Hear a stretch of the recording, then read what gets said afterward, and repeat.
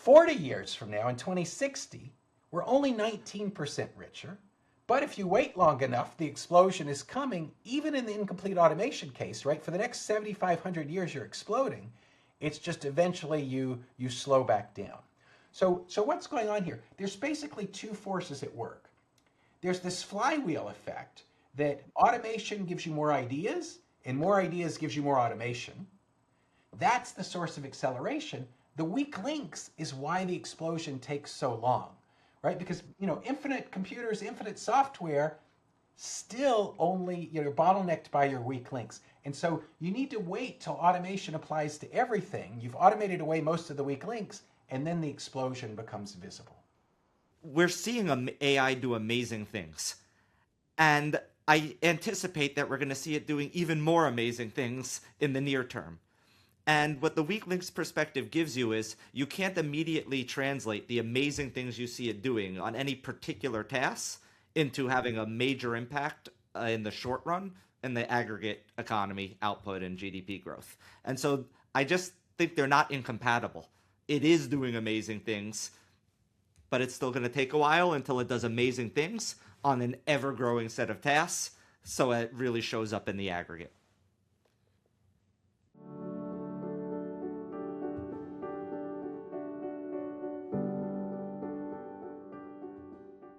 Thanks for joining us, and welcome back to another webinar organized by Princeton for everybody worldwide. Today we talk again about artificial intelligence, and we're very happy to have Chad Jones and Chris Tonetti with us. Hi, Chad. Hi, Chris. Markus, thanks for having us. Yeah, pleasure to be here. Great. Today we will talk about past automation and future AI, how weak links tame the growth explosion. So we did a lot of webinars on artificial intelligence beforehand, and also with Chad on the existential risk. And one was with Jonathan Haskell, who tried to measure and compare all the different AI labor productivity boosts over the next 10 years, in total over 10 years. And what he has shown, essentially, there's big disagreement how big the effect will be. Some people argue it will be 3%, more percent, or even more extreme. Daron Acemoglu says over the next 10 years in total, it will be 0.7% increase in GDP or in labor productivity. So we will see here today, I guess we go in the long run way beyond 10 years, what we can say about this. If you go back in the past, he has just plotted the world GDP in logs, so it's all in logarithmic scale.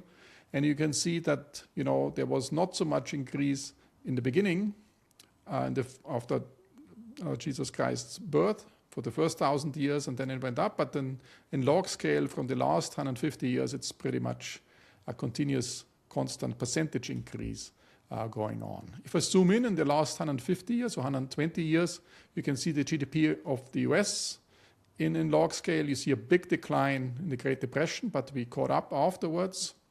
And we also see a big decline in the Great Recession, the global financial crisis. Also, you can see a little bit the COVID blip. But we are way below the trend line. And I hope Chad and Chris will tell us that we will catch up to the old trend line because of AI going down the road. And of course, it's also related to Solow's computer paradox. He said you can see the computer age everywhere, but in the productivity statistics. And then the question is, should it show up in capital productivity, in labor productivity, or in total factor productivity? And the weak links, which might show up here, the way I think Chad will explain to us, it's in the growth models, it's elasticity of substitution between capital and labor. Is there a bottleneck, or can you substitute capital and labor? To what extent you can substitute it? If it's a bottleneck, you cannot substitute one for the other so well. If it's an O-ring, it's more like a Leontief, it's essential to have one input and you can't substitute one for the other at all. But the weak links is also done in public good provisions. There's a weak link aspect, so it matters how much public good provision do you have, depends on the weakest link of the citizen who puts the lowest contribution in, and that's what determines what the total public good is. That's very much in contrast to the best shot. The best shot is actually what the most contributor does, the largest contributors, and that determines the total public good provision. You can also have weak links in financial networks. In financial networks, it's about the connectivity to share risk in normal times. So it's having weak links is actually a bad thing because you don't share things so much in normal times, but you don't share risks so well. But it also has, if the banks are thinly capitalized, then you have some cascade effects, and the weak links are actually a good thing. So weak links are used in many, many contexts in economics. I think today we will learn more about how it's used and what are the impact for the growth rate of the economy in the long run and also in the past automation. So I'm looking forward to Chris's and Chad's presentation and learn more about the future we will face down the road. Thanks to both of you. Great. Thanks very much, Markus. Let me share my screen here. Okay, I think you should all be able to see my slides now. That looks good. Great. So, yeah, Markus, I loved your introduction. You touched on a lot of things that we're going to reference back to. This is a paper on the history of automation and what that implies about the future of AI. And as Markus noted, weak links are going to be a crucial part. And this question of does growth explode is also something that we're going to come back to. So one of the organizing principles for especially the first half of the paper is this question: how much of historic economic growth is due to automation? And at some level, we know automation's been going on since the Industrial Revolution. So textile automation, the steam engine, electricity, etc. And automation's continuing. Robots and the things we see in auto factories. And from this perspective, AI is just the latest form of automation, and it might continue to automate more things. And so what we're going to do is we're going to look at the history of automation, ask this question: how much of our past growth is due to automation, and then use what we learn to run the model forward in some sense and speculate on the future of AI. And we feel like we learn a surprising amount in the process. So the way we're going to answer these questions, there's sort of three things to focus on. First, we've got a relatively canonical task-based growth model. You'll see that on, I think, in 2 slides, where weak links are important. So the elasticity of substitution among tasks is less than 1. That's going to turn out to be very, very important, especially by the end of the talk. And then we kind of make one key assumption and one heroic measurement. And I'll introduce these briefly here and highlight them when they come. So obviously, to do this growth accounting, if you want to see how much of growth is due to automation, we've got to get some data and measure some things. We're going to need a key assumption and this heroic measurement. So the key assumption is when we automate, there's some stuff we've automated in the past. There's some stuff that labor's still doing. Among the things that labor is still doing, we tend to automate the tasks that have high labor costs rather than low labor costs. Okay? And equivalently, we tend to automate the things that labor's bad at first rather than labor's good at. And this will be related to something called Moore-Mex paradox. So you'll see that assumption. Fortunately, I think it's testable, so we don't test it, but someone could test it. And then the other thing we need is this heroic measurement. We need to measure what we call the automation rate. And the automation rate is, okay, there are a bunch of tasks we've not yet automated. What fraction of those tasks get automated every year? And by our measurement, it looks like roughly 2% of not yet automated tasks get automated each year. And the way we get that number is by asking ChatGPT very carefully to study a bunch of things and give us a number. We're going to plan to do better on that soon, but right now I'll show you what we've got. So, okay. With this task model, with the key assumption about automation, and with the measurement of the automation rate, we get a bunch of interesting results. So let me highlight the historical results and then the future results. So on the history, what is automation is actually a question that comes up, and we'll have a relatively nuanced discussion of that in a little bit. The key gain we find from automation is you switch from slowly improving humans to rapidly improving machines on an ever-rising set of tasks. So rapidly improving machines instead of slowly improving humans. How rapidly improving? Well, we estimate that machines get better at least 5 percentage points per year faster than the rate at which humans get better. So humans are getting better slowly, machines are getting better really quickly, And that's why automation is so valuable. And then in our growth accounting, the majority of historical growth is from this rapid improvement in machines, from machines getting better. So you can see all those results in the first half of the paper. And so then does only the second, difference, 5 percentage points difference matter? The level does not matter? the level matters as well. So Okay. we can't, you'll see, we'll talk about the level. The level's less well pinned down. So, but we think of the level as being something like 0.5% per year for humans, and maybe 5.5% or more for machines. Okay, so we take this historic evidence, we write down an idea-based growth model where ideas are endogenous, and you discover new ideas, and that helps you automate both goods production and idea production, and that helps you automate even further, so you can see this sort of flywheel effect there. What happens when we calibrate the model to match the historic data and then run it forward? Growth explodes over the next 75 years, remarkably robustly in the simulations we run. So that's the first interesting point. The second interesting point is the explosion is remarkably slow. So 20 years later, output's only 4% higher than it would be with constant growth. And 40 years later, output's only 19% higher than it would be in constant growth. And so that picture you put up, Markus, about the growth in world GDP over the long run, I think our modern understanding of that picture is that growth was always exploding. It just happened very slowly, and we sort of see the same kind of thing with AI. And so this is something I hadn't expected. I thought if it's going to explode, the explosion is going to happen quickly, and no. And the reason is weak links. Weak links really slow down the explosion, and we'll talk a lot about how that occurs. And then the last point from the simulations, again, something that surprised us, whether or not growth ultimately explodes and we become an AK model with explosion with infinite income and finite time, or we're bottlenecked in the long run by some tasks that only labor can do, regardless of which of those scenarios is true, for the next 75 years, they look pretty similar. So this acceleration of growth for 75 years occurs kind of regardless in some sense of what the long run future looks like. The long run future can be very different. So it might be hard to figure out what the long run future is during the next 40 years.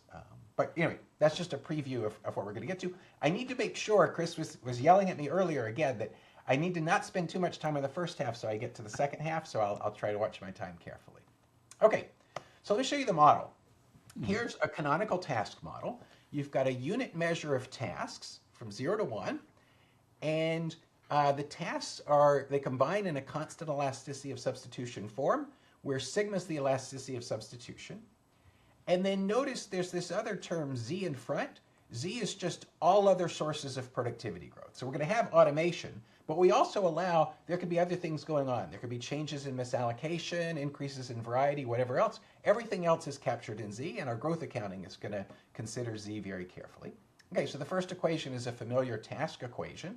The second equation is how is the output of a task produced, and here we have perfect substitutes between capital and labor. And capital and labor each have a productivity term, the psi ki's and the psi li's, and initially imagine the psi ki's are low, so you use labor, and over time some of the psi ki's increase, and you might switch and use capital. And that's how all these task models basically work.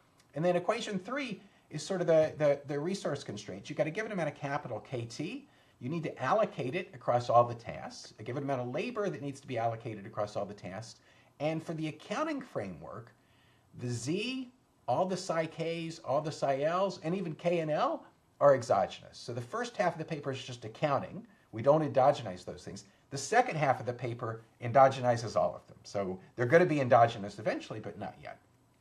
The fact that the number of tasks are fixed and they're not new tasks appearing, which are not yet in reality, yeah, is that a limitation or not? So that's an interesting question. Let me say one more thing, and then I have a bullet point about that. So the interesting thing, now I'm adding that I'm making sigma less than 1.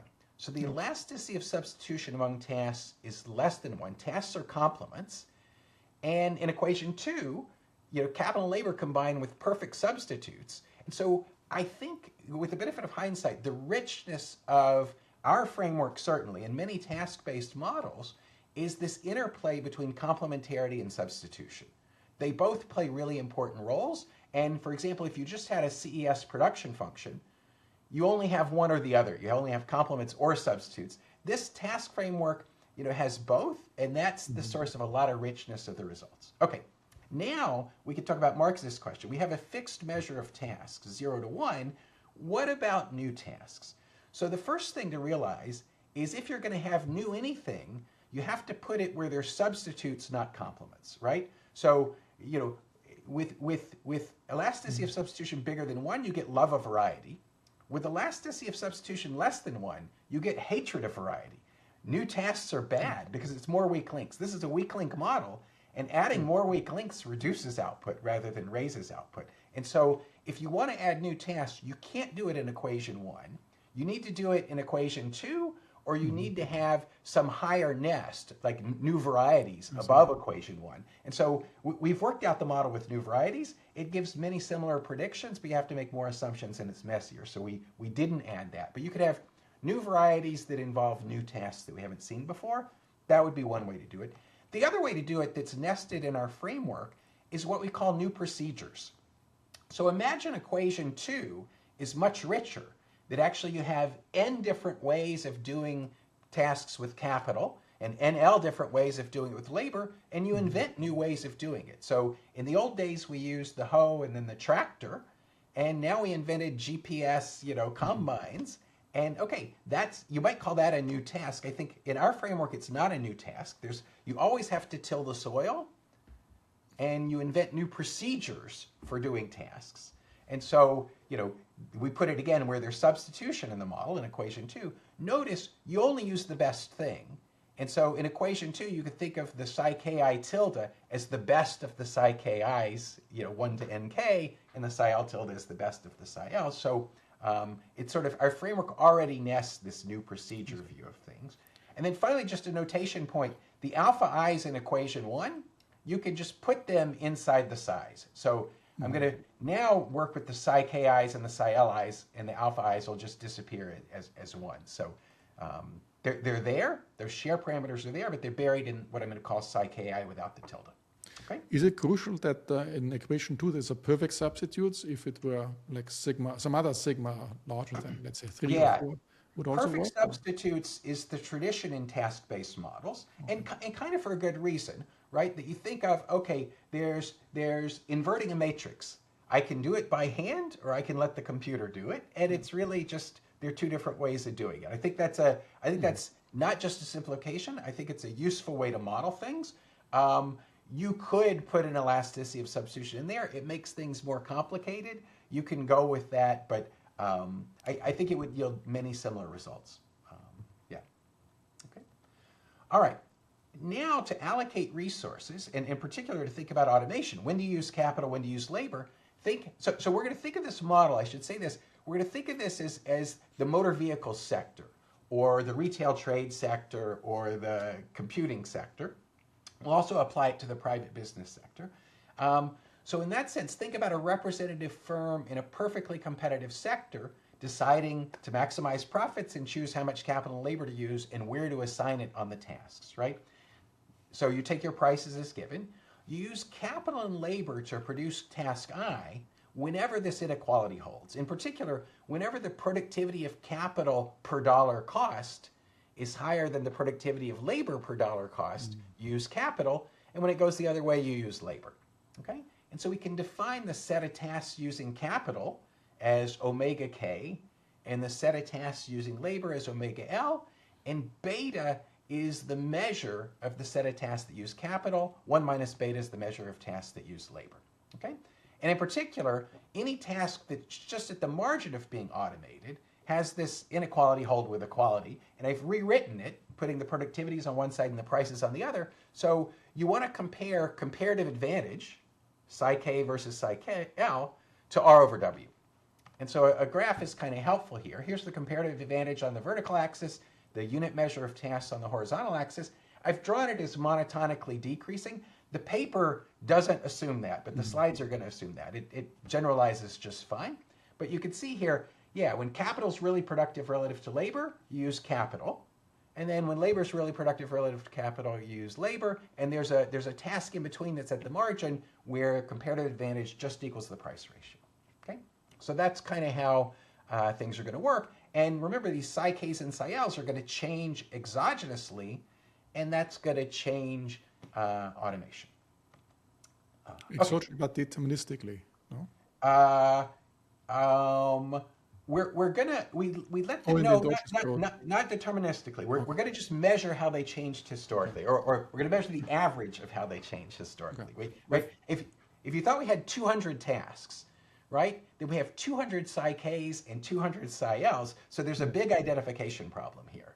Yes. And we're going to solve that by averaging and with this sort of key assumption and key measurement, heroic measurement. Kind of the setup we have, it's a static optimization problem where each period you're choosing what to do, and then we're going to allow the productivities to change arbitrarily over time.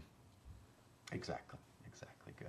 Okay, so it's well known in these task models that there's a reduced form CES-like production function, and the like is an important word there. So you can look at the allocation of capital and labor to tasks and write the production function as a reduced form, f of bk comma al, where f is a normal CES with elasticity sigma, right? So bk to the sigma minus 1, al to the sigma minus 1, where b and a are the average, the aggregate of the productivities that use capital and the productivities that use labor, and we've put the z in both of those, right? Because the z was out in front, so you just factor it into the b and the a, okay? So these are kind of standard results. Factor shares are given by the usual factor share equation. Look at the third one here. What share of GDP is paid to capital? It's bk over y to the sigma minus 1 over sigma. That's the total share across all the tasks that use capital. And importantly, because sigma is less than 1, I'll come back to this point later, because sigma is less than 1, if b goes up or k goes up, the capital share goes down. Right? This is a weak link model, and so the scarce factor gets the share. Right? Whatever's scarce gets the share, not whatever's plentiful, because the price effects dominate the quantity effects. And that's going to be an important concept that shows up throughout. So just remember that point. So you might say, wow, this looks exactly CES. Why is it only CES-like?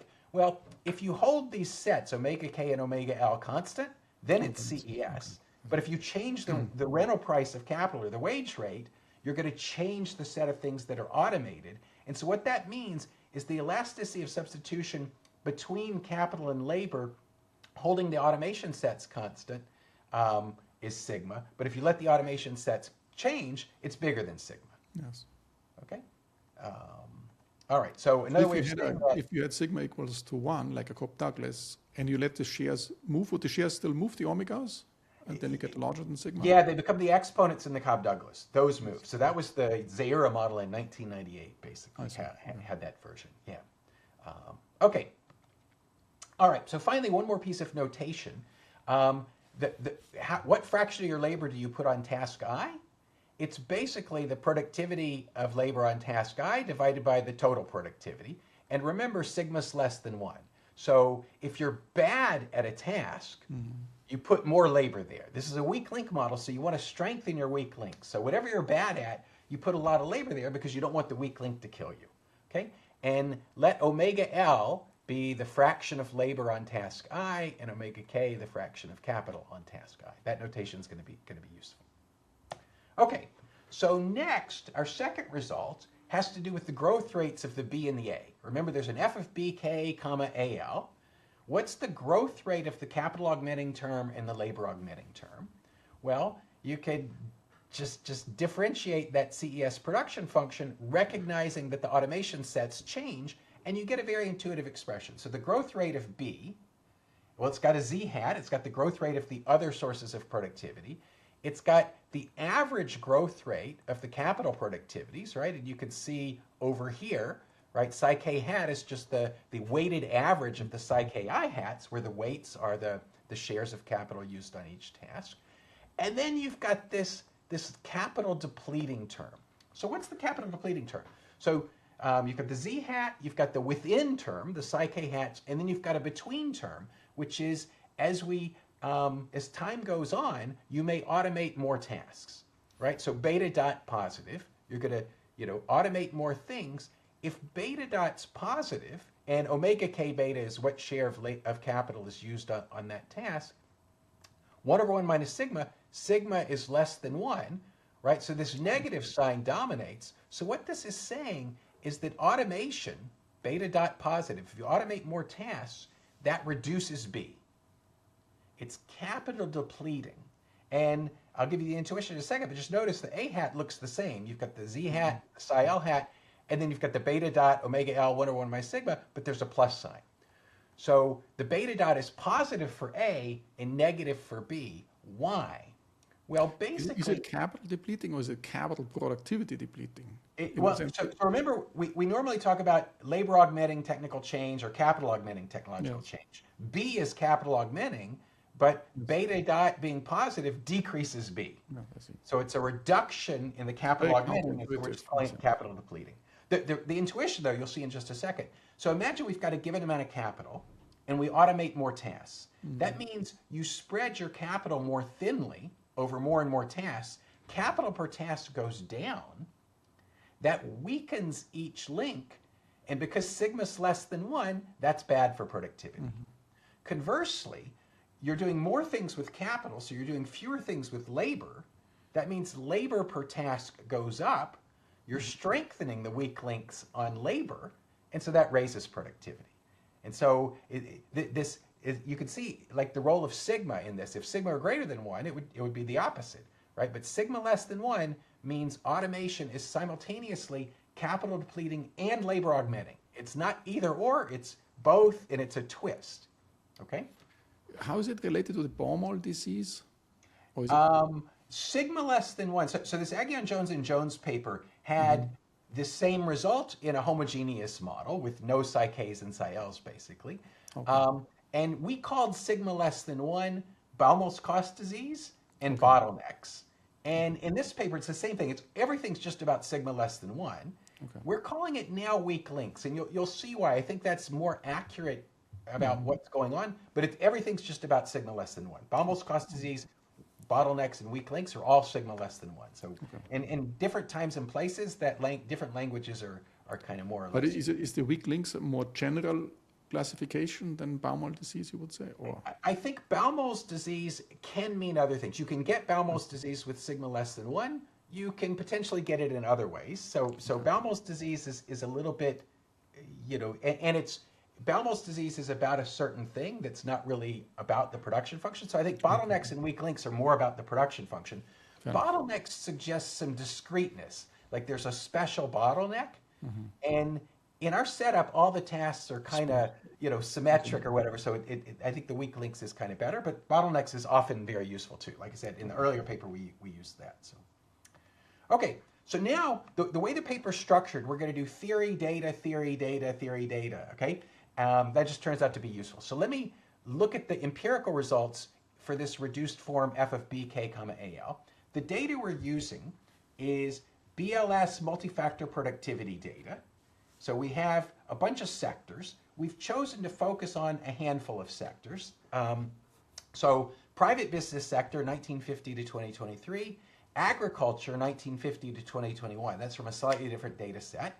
And then from the BLS, 1987 to 2017 for computers, motor vehicles, retail trade, and software. So computers and software are understandable why we'd want those. Motor vehicles, because that's kind of where robots and historical automation was most important. And then retail trade, just to get a service sector in there. We think in the last 20 years, like the automation of retail trade has been very important too. So I kind of, this is an interesting selection of sectors is how I view it. Okay. So how do we identify things? So we need to make an assumption on sigma. We're going to assume sigma is a half.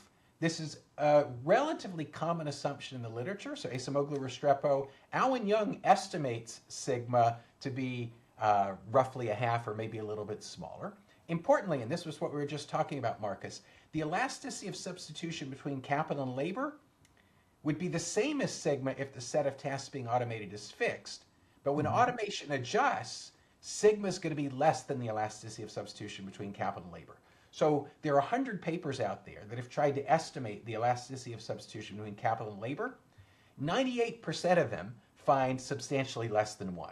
So kind of 0.3 to 0.7. But their estimate is as if CES production function. Is this correct? Exactly. So they're estimating the elasticity of substitution between capital and labor. Our sigma should be strictly less than that. Yes. Okay. Okay?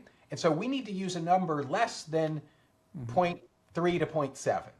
So again, 0.5 seems like it's less than the highest number and kind of in the middle of these, so we're using it. If you wanted to tell me we should use a smaller number, having seen the results, I would love a smaller number. Yes. So we stuck with what we used from the beginning, just in the interest of sort of intellectual honesty. But if you think it should be smaller, that's great. We don't think there's any evidence that it should really be larger. So, but we'll show you kind of results for a range of sigmas as well. Okay, so sigma equals 1/2. Then using the data, the BLS provides us with output per person. It also provides us with factor shares. And so you can recover the A's once you know sigma from the factor shares and output per worker. Then the growth accounting equation says the growth rate of GDP is a weighted average of the BK growth and the AL growth, right? So TFP growth is the usual thing, Y hat minus K hat minus L hat. That's going to be SK times B hat plus SL times A hat. I just told you how we get the A's. The factor shares we observe, so this equation gives us the B hat. Okay? So once you know sigma, given the data we have, we can back out the growth rate of A and the growth rate of B, just straightforwardly. We're not doing anything magic. It's just give me sigma and give me the data and we've got it. But the TFP typically is a residual from... Exactly. It's still a residual, right? Yes. So but you use it to back out the B hat, I guess. Exactly. TFP is residual. TFP has both the B hat and the A hat in it, but I told you we get the A hat from this equation. That's just the normal factor share equation. And then we get the B hat from the TFP equation. Okay? Importantly, let me just highlight one other thing. Notice if the factor shares were relatively stable, then, like constant, then the A hat is the A hat and the B hat is the B hat, invariant to factor shares. So for the private business sector, factor shares roughly stable is not a terrible assumption. The capital share has risen a little bit recently, but the numbers I'm going to show you, in fact, are largely invariant to sigma as well. Okay, because the factor shares are pretty stable. Okay, so here's what we get. Let me show you the private business sector, then I'll talk about other sectors. TFP growth since 1950, 1.2% per year. Growth in A, 2.4% per year. Remember, TFP growth is a weighted average of the growth in B and the growth in A, where the weights of the factor shares. The factor share on the A is 2/3, right? 2/3 of 2.4 is 1.8. So if you want to get the 1.2, you have to have a negative B. And that's kind of a really interesting result. And this is what I was saying, it's invariant to the factor share, basically. The B hat is negative, right? And what's interesting about that is, remember we said, with sigma less than 1, automation could be simultaneously labor augmenting, an increase in A and a decrease in B, and that's exactly what we see in the data. Moreover, when you look across sectors, in 3 of the 5 other sectors, this is also true. So in 4 of the 6 sectors we look at, B hat is negative, and A hat can be substantially positive. Remember, the B hat also has the psi K hat. So if psi K hat is growing really rapidly, like in computers, it could offset and make B hat positive. But the A hat has to be always bigger than the B hat in the model. Is this correct? Well, there's the psi L hat versus the psi K hat, so it doesn't always have to be bigger. But it's you can see it is true here, right? It's always bigger. Okay. So this fact that B hat is negative in 4 of the 6 sectors we look at is very much something that wants sigma less than 1 and automation, right? Sigma less than 1 and automation is a very natural way to explain that. So we think of this evidence as, otherwise, why is B declining? That would be odd to Greenwood, Hurkacz, and Crucell, for example, who talked about computers getting better as being the B, and then why is B getting negative? The automation framework helps you understand that. Just to make sure, for these numbers, you have not assumed any sigma, or have you assumed sigma is equal to 1/2? We assume sigma equals 1/2, right? That was here. But as long as the factor shares are constant, which for the private business sector is not a crazy assumption, you still get B negative. Make sigma 3/4, make sigma 1/4, you're still going to get B hat negative. Okay. So now let me show you our growth accounting, right? Our growth accounting, I told you TFP growth is a weighted average of the B's and the A's. And remember, the B's have the psi K's and the Z's and the automation effect. So you get equation 4 when you combine the two results in proposition 2. TFP growth, there are 4 sources. There's the machines getting better. There's the humans getting better. There's the automation switching. Yes. And there's the all other sources of TFP growth, the Z. So we want to do growth accounting to tell you the size of each of these terms. Okay? And that's kind of the next part of the paper. All right, I would say just big picture, starting from here is, I think, the major contribution of the paper, whereas the previous stuff we were talking about sort of is a contribution, but more setting the table and sort of stuff that had been out there before. But the quantification of this going forward, I just want to flag as where I think we really have our biggest contribution. It's also how you put everything nicely together to setting the table for these results. Exactly. to launchpad. Yeah. So how do we measure these 4 things, right? You can get TFP growth. How do you decompose it? That's why we're going to need like a key assumption and a key measurement. Okay. So first, before we get there though, we can get one of the terms pretty easily, and we're going to make an assumption that the world evolves smoothly. Okay. There are no jumps. So the psi K's, the psi L's, wages and interest rates change smoothly over time. And you'll see why that's helpful, and you'll see its consequence. Basically, what it means is that any task that gets automated does so when this inequality holds with equality, right? When the productivity term exactly equals R over W. And so what that means, that's going to tell us about the automation term. Remember, the automation term depends on the omega L's and the omega K's times the SK and the SL, right? That, when you write down, remember it's the spending. You could basically write the difference in the automation. Let me say it in English first. You automate, you use labor when labor's the cheaper thing. Capital's getting cheaper over time because capital productivity is rising. Eventually, you're going to use capital when it's cheaper, but there's a date at which the cost is the same, and the day the cost is the same is the day you automate. Okay? Yes. You automate exactly when you're indifferent between using capital and labor because the costs are the same.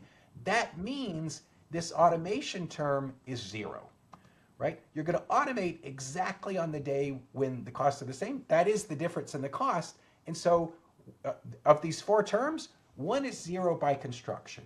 The day you switch is the day you're indifferent. And if the automation effect is just the day you're switching, that's 0. There's a nice analogy to firm dynamics, right? So suppose we ask how much of growth is due to new entrants. Well, is Google a new entrant or not? Well, it's a new entrant for a while, but not forever. If Google's a new entrant only for a day, then new entrants contribute 0. If Google's a new entrant for 100 years, then all of growth is due to new entrants. There's that same issue going on here. The day you switch, you're indifferent. And so if you only call automation the day you switch, that term's going to be 0. We're going to do look at different horizons later on. So we'll come back to this. But this is just the intuition for what's going on. But if you had some fixed cost or some time to automate, or some, like not the time to build, but time to automate, this would be different than. Yeah, that's right. Or if you made the world discrete, if you said there are jumps in the psi K's and the psi L's, then there would be. But you can see why the continuum is useful. And the world does kind of. We think this is not a crazy assumption. Things change slowly, and partly because of adjustment costs, partly because of the complementary things that need to be done. So we think this is a good place to start. What this gives us is one of our 4 terms. Does it matter what a time period is, whether I measure it in decades or in years? I'm going to come back to that. Okay. Hold that thought. That's exactly what I meant by we're going to let new entrants count for a decade or 2 decades and do the growth accounting different ways. So that's coming. Okay, but from this instantaneous perspective, right now of our 4 terms, one of them is 0. So where does TFP come from? It comes from machines getting better, people getting better, or everything else, the residual. Yes. Okay. The automation effect is 0. So now again, this question of what is automation? I've told you one version of automation is 0. Well, what else could it be? Well, the machines getting better is definitely related to automation. So we'll come back to that. But so now I want to ask how much, let's do the accounting with these 3 terms. How do you measure the 3 terms? Okay. And now we need our key assumption.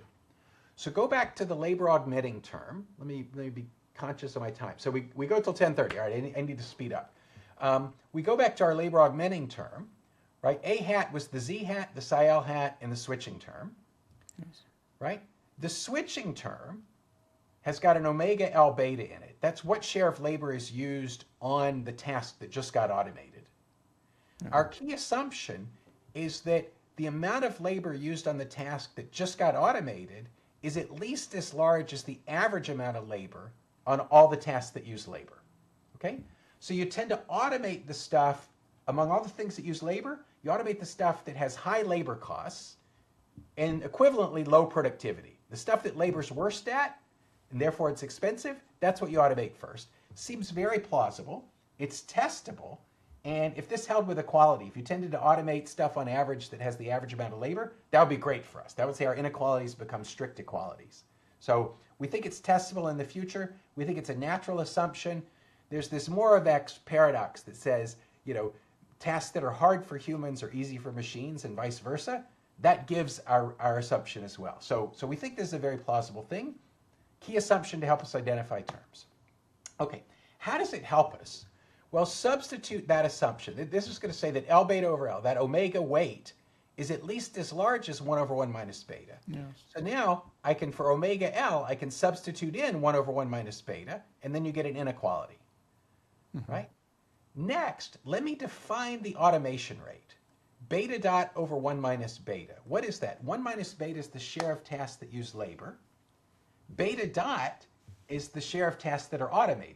So beta dot over 1 minus beta is what share of tasks that use labor in the past get automated each period. That's the automation rate. And so substituting that definition in, you get labor augmenting TFP minus the automation rate is at least as large as the sum of all other sources of TFP growth and the rate at which humans get better. Okay? So now you can see we need to measure X. If we can measure X, we've got an upper bound for, you know, the rate at which all other TFP growth occurs and the rate at which humans get better. Okay? So when we go back to our growth accounting formula, I'm just rewriting it slightly. You could say TFP growth, every task gets the Z hat and the psi L hat. You get at least that amount. And then for this, the capital share, you also get the boost from the psi K hat above the psi L hat. Okay? So everyone gets this, and then the fraction psi K get the boost from automation.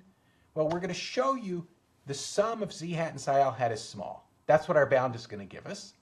And so a big part of growth is machines getting better faster than humans get better.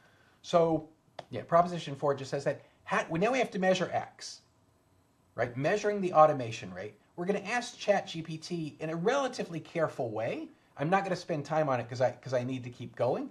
And we're going to do better. A silly question, might be silly.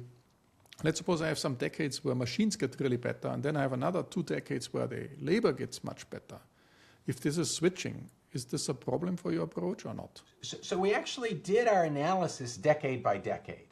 Oh, okay. So we can see it decade by decade. We're not going to report the decadal results. We're going to report the long results because we kind of have too many results. But it's totally fine if that's true. We would see it in our accounting, right? So I'm going to tell you, we compute this upper bound, you know, decade by decade. And it's always pretty small. I'll show you the total. Okay, so we measure the automation rate from ChatGPT. Here you can see, you know, what fraction of tasks are automated at different dates in agriculture, private business sector, retail trade, computers, software. Here's the automation rate, right? Beta dot over 1 minus beta.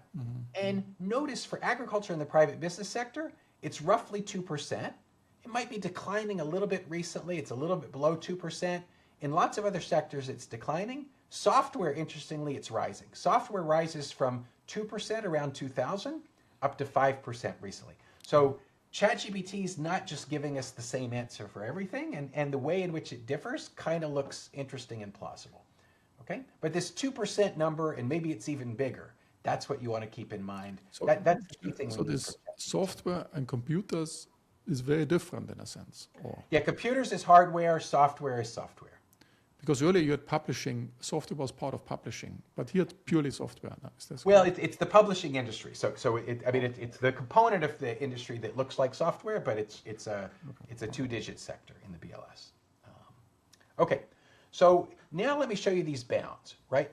We see A hat 2.4%. I showed you that earlier. X, I said, is 1.7%, just below 2, 1.7%. But notice sigma's a half, so 1 over 1 minus sigma is 2. Yes. So you multiply the automation rate by 2 and subtract it from 2.4. 2.4 minus 3.4 is negative 1. Yes. Our upper bound on the rate at which humans are getting better and all other sources of TFP growth is negative. That's what I meant by small. And notice 4 of our 6 sectors it's small, and even agriculture it's small, right? So only in computers is it big, but it's sort of saying, look, the sum of Z hat and psi L hat is surprisingly small and even negative. And if we made sigma smaller, so the negative we view as kind of surprising for us. If it was 0 or 0.1 or 0.5, we would have been really happy. If you make sigma smaller, these numbers look more plausible, at least according to your prior. Okay, but it could be misallocation is going up, for example, and that gives you negative Z hat. That would be one story for what's going on. Okay, all right. But now, you said earlier that retail trade you expected some positive, but here it's minus 0.5. Well, I say, look, humans are getting better at a slow rate, and the Z hat is negative. But wait till the next slide. Oh, okay.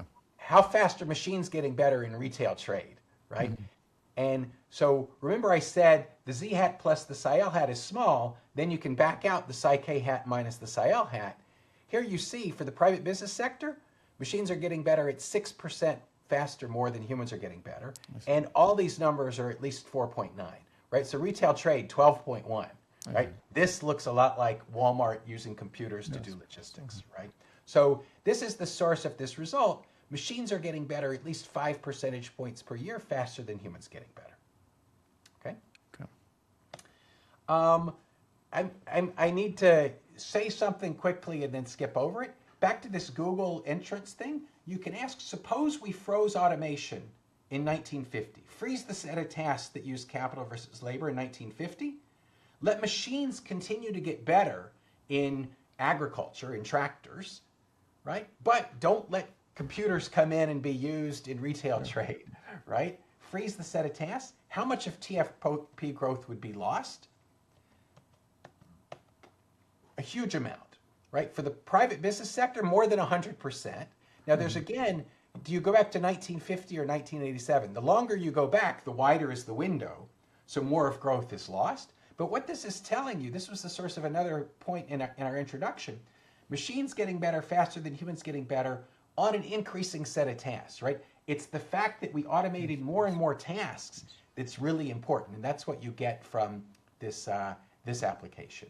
Okay, so really sorry, I only have maybe 15 minutes left. So here's the robustness to different sigmas. Let me talk about the future consequences of AI. And to do this, let me just highlight a graph that we discovered as part of this project that we love. So we know what's happened to capital share versus labor share. Capital share has gone up a little bit. You can ask within labor share, college graduates, non-college graduates, what's happened? Or within capital, structures versus equipment, what's happened? Or you can use the BLS numbers and just look it up in the spreadsheet. What's happened to the factor income share paid as a return to computers and information technology? We're just looking up the number. We're not manipulating it at all. And, computers are everywhere on the one hand. The capital share is rising broadly. You might expect the computer share to go up. But the price is going down like crazy too. Yes. Here's what the data says. The data says in the 1990s, the dot-com boom, it did rise a little bit. But since 2000, it's fallen by a third, from 4.5 to 3, right? Computers are everywhere, but the rapid price declines dominate. And this to us is key evidence for sigma less than 1. Because after all, computers are everywhere, and they're getting better really quickly. If the elasticity was greater than 1, the computer share would be rising like crazy. The fact that it's declined substantially over the last 25 years kind of is really evidence for this weak link view. And the weak link view, it's played a role up until now. You saw it about the role of sigma, but it's really going to play a role when we look at the future. If I were to do it only for GPUs, would I get a similar graph? That data is not available to me, at least. The BEA does computers and then communication equipment and other sources of IT. So you can do those three components. Computers, the narrow category, and IT look like this. Those are the ones we looked at. Okay, so weak links are going to be important. You're going to see that in a second. Let me say one thing really quickly here. Something people in the software industry in Silicon Valley talk about. It looks like Claude Code is automating software production first, right? Machines can now write, all of code at Anthropic, or not quite, but getting there, right? Yeah. What if we automate all software in the economy? How much richer would we be? Okay? We can answer that question in a very simple way under two assumptions. First, let software be infinitely productive. Okay? Like not just automate it, you get infinite amounts of software, but you only get it on the things that use software today. So freeze the set of tasks that use software. Suppose we have infinite software on everything that uses software today. How much richer would we be? There's a simple formula, which is basically 1 over 1 minus the software share to the sigma over 1 minus sigma power. Okay? And, for S small, this is roughly 1 plus sigma over 1 minus sigma S. Basically, the software share of GDP is around 2%. If sigma is a half, sigma over 1 minus sigma is 1, it says infinite software raises GDP by 2%. Why is that? That's weak links. You can see the role of sigma here. Basically, if you've got 20 links and you make some of them infinitely strong, the weak links still kill you. And that's what's going on. Now but notice... This is now without substitution, you said, no? Yeah. So notice if S goes to 1, this goes to infinity. Or if sigma goes to 1, if it's Cobb-Douglas, it goes to infinity. This is another reason not to like Cobb-Douglas or sigma bigger than 1. If sigma is bigger than 1, it says, look, just get infinite productivity on any single thing, and you have infinite output. Yes. No, we think we don't believe that. So again, the world is really consistent with sigma less than 1. Okay. Yeah. So now let me go to the model. What the model is, take everything we've done so far, endogenize... So the model, just to make sure to bridge the gap, so now you would like to task substitution. We don't hold it fixed. That's right. Yeah, exactly. Now we're going to let the tasks adjust, and we think that could be much bigger, right? So take the model so far, endogenize Psi-K and Psi-L in automation. How are we going to do that? We're going to have an idea production function.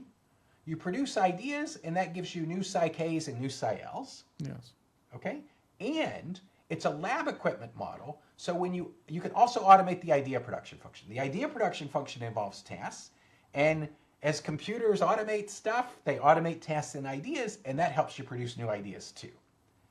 And this lab equipment is a standard term in growth, endogenous growth? Yeah, it's basically, does growth use people only, or does growth use people and capital? Okay, I see. Okay, so we're gonna let the idea production function use a bunch of tasks that get automated as well. Okay. That's the short version.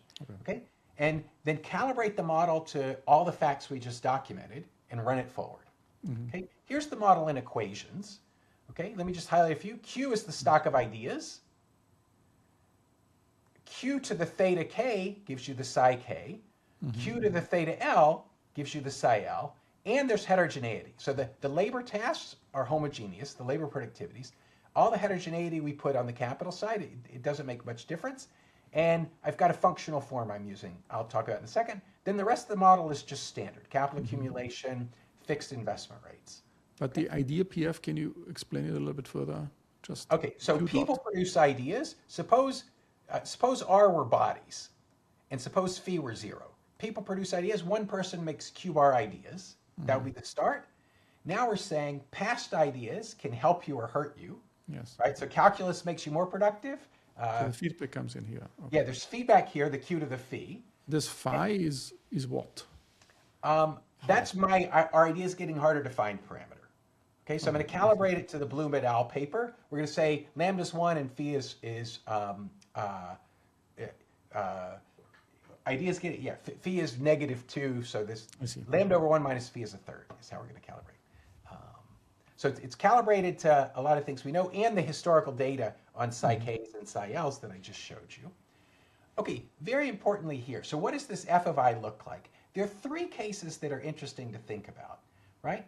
One case, the purple case, imagine in finite time, machines can do everything that people could do. So we fully automate everything in finite time. That's if this f of I is such that at task 1, there's a finite value of psi k over psi l at which you can automate everything. That's going to make be sure that the green, the blue, and the purple, that's over time it moves like this. Is that correct? no. These are three different cases. Oh, three different. Okay. So right now, focus on the purple case. The purple line, so it's just an f of I. This is just the f of I for a fixed q. Sorry, Q is going to shift over time, but this is f of I for a fixed q. Okay. And it says in the purple case, you can automate everything in finite time. So we get an AK model. K does everything, and A is growing because we're getting better ideas. Growth is going to explode in that case. The capital share is going to 100%. Okay. Conversely, think about the green line. The green line says this f of I hits 0 before 1. So that's like saying there's 5% of tasks that can never be automated. Yes. Right? There are just some things that you have to have labor for in the economy. Yes. That, it turns out, because of this weak link structure, right, you're going to get infinitely good eventually on all the things that get automated, but 5% of the tasks can only use slowly improving humans. Because of weak links, that's the bottleneck.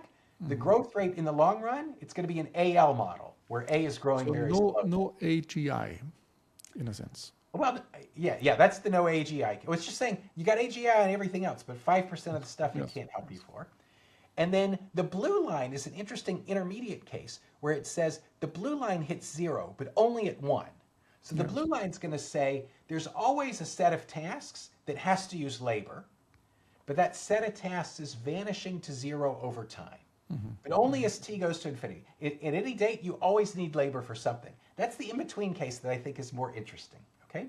So what happens when we simulate the model? Here's stuff about calibration I don't have time to go through. So the three cases, capital share goes to 100% in the AK full automation case. The capital share goes to 0, and the labor share goes to 100% if labor always does 5% of tasks, the incomplete automation case. And interestingly, and not so, but there's a case in between, which happened to be the first case we wrote down with this power function for F, basically, where the capital share stays constant. Okay? And it's but it doesn't matter how it converges, so it's always constant? It matters how you converge, but we chose a power function. And with a power function, if F bar is 0, it's constant. We're moving F bar to get the three cases. So F bar equals 0, power function, that turns out to be the case where it's constant. I see. Okay? All right. So now, what about growth and what about GDP per person? And notice the capital share kind of a third, 37%. Okay? Yes. Which case are we in? If we had constant growth, the growth rate at the start is 1.4% in our simulation. Constant growth is the red line. What are our simulations? Green, blue, and purple again. Well, you can see in the purple case, growth explodes. You get infinite income in finite time in the purple case. In the green case, growth eventually slows to 0.5% per year, which is the rate at which humans are getting better. In the blue case, with constant capital share, interestingly, growth still explodes. So that I didn't expect. I'll explain it to you in a second. Explodes, the growth rate itself. Yeah, you can see this is the growth rate. So the growth rate is rising, and it's going to infinity in finite time. Why does it? So, okay, you adjust a constant labor share, or? Constant capital share, right? I'll explain to you in just a second. Let me highlight two other points. Notice growth is exploding, right? So 1.8, 2.4, 3.1, 4.3 in all three cases for the first 75 years. Okay, so the green thing doesn't go down for a while. What about the level of GDP? So this is just the level. So that 1.4 trend, percent constant growth is now a trend. Yes. And the dots tell you where are you relative to constant growth. So this is the surprise. On a log scale, the y-axis, no? Yes. Sorry? It's on a log scale. Yeah, log scale. So straight line is constant growth. So 20 years from now, even with this acceleration, we're only 4% richer than a constant growth. 14 years now. What's that? We start the model in 2020. 40 years from now, in 2060, we're only 19% richer. But if you wait long enough, the explosion is coming, even in the incomplete automation case, right? For the next 7,500 years, you're exploding. It's just eventually you slow back down. So what's going on here? There's basically two forces at work. There's this flywheel effect that automation gives you more ideas, and more ideas gives you more automation. That's the source of acceleration. The weak links is why the explosion takes so long.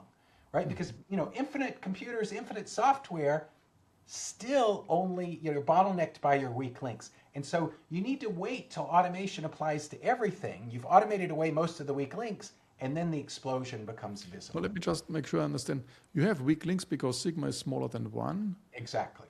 And weak links also means on top of it, it has to be that you can't cover the whole thing with capital. That was more this assumption here, right? So the purple line, you cover everything. Links or not? Sorry, say it again. The purple full automation in finite time. That has weak links. Also weak links. Yeah. And that's why the explosion is so slow, right? So remember, if I told you growth is exploding, you might have thought, okay, in 10 years we're at infinity. No. It takes 100 years or more, actually, to get to infinity. The explosion is remarkably slow because of the weak links. The weak links slow down the explosion. But in 100 years, the weak links is gone, no? Because I don't need any labor anymore. That's why in the baseline case it still explodes, except in the green line, there's 5% of stuff you can never get rid of, right? That's how to understand this picture. Okay, notice, what's the intuition, and then I'll end. Why this slow explosion? Well, the capital share you could show stabilizes at 1 over mu 1 minus sigma. So the weak links are important. They're inside the capital share. Yes. In this model, there's a key measure of the flywheel effect, this dynamic feedback from automation to ideas to automation. And that's this parameter capital phi. Yes. Phi involves the idea production function, the lambda over 1 minus phi, and then involves the theta k and the theta l, right? And the theta k gets multiplied by the capital share, sk over 1 minus sk, because of capital feedback effects, okay? If this big phi were less than 1, this is a semi-endogenous growth model. The way we wrote it down, it's a model where in the long run, if big phi is less than 1, growth is constant at a rate proportional to the population growth rate. So can you define what you mean by semi-endogenous growth? Something is not fully endogenously modeled, or? No. It's that the growth rate in the long run is invariant to policy changes. Policy changes have level effects, not growth effects. Okay. So the growth rate is proportional to population growth. So this model admits that possibility. Okay. It also admits fully endogenous growth, where policies change the growth rates. If phi equals 1, that's the knife edge of fully endogenous growth. If phi is greater than 1, growth explodes, even with no population growth. I see. Okay? So what's going on? We're calibrating, evidently, such that phi is bigger than 1. Let me show you the numbers, right? With our baseline parameter values, you could just plug in theta L, theta K, SK, lambda phi. Phi is 1.4. We're 40% beyond the explosive point. We're well beyond the explosive point. So you might expect it to explode quickly. Why so slow? Well, there's a simple intuition. Let me give you the one-dimensional version of this. X dot equals constant x to the phi. If phi is bigger than 1, growth explodes. Phi equals 1, constant growth, right? Plug in phi equals 1.4. Turns out you can solve for the date at which income reaches infinity in finite time. That date is t infinity, and that date is 1 divided by phi minus 1, the extent to which phi is above 1, and g bar.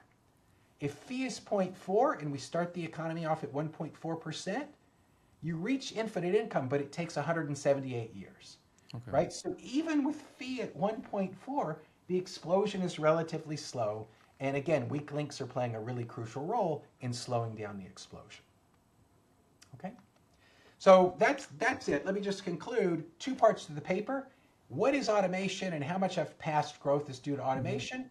More than 50%, and the key gain is switching from these slowly improving humans, like 0.5% per year, to rapidly improving machines, more than 5% per year, on an ever-expanding set of tasks.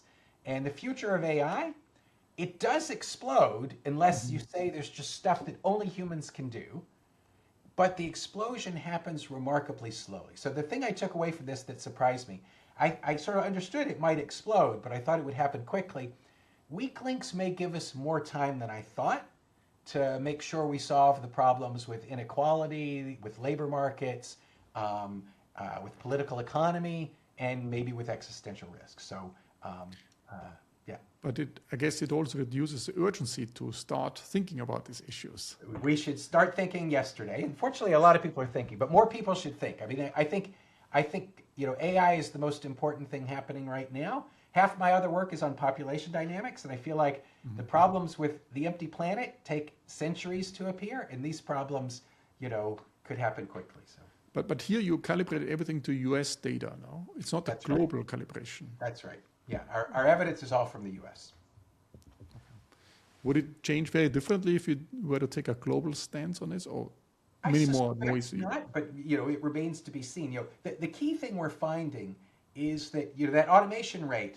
That's to the extent that we've got the right measure, that's probably a global thing. And that automation rate combined with weak links is kind of what gives you machines get better much faster than humans, which again seems totally intuitive. The notion that machines get better fast, humans get better slowly. Let me say something about humans getting better slowly, because I didn't say this.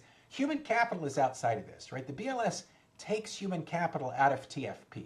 So the fact that we're more educated, that's not what I mean.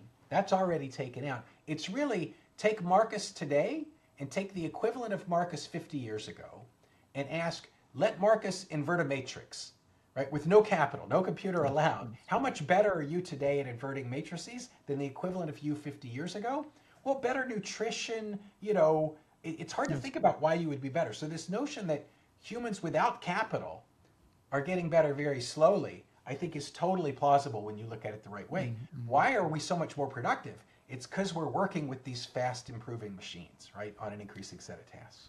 So if I come back to my first slide, saying, what's about the GDP growth for the next 10 years, or productivity growth for the next 10 years, would you be, where are you in your calibration, and how would it differ, like Daron and Jonathan Haskin, they all use the task-based approach too when they go to the data.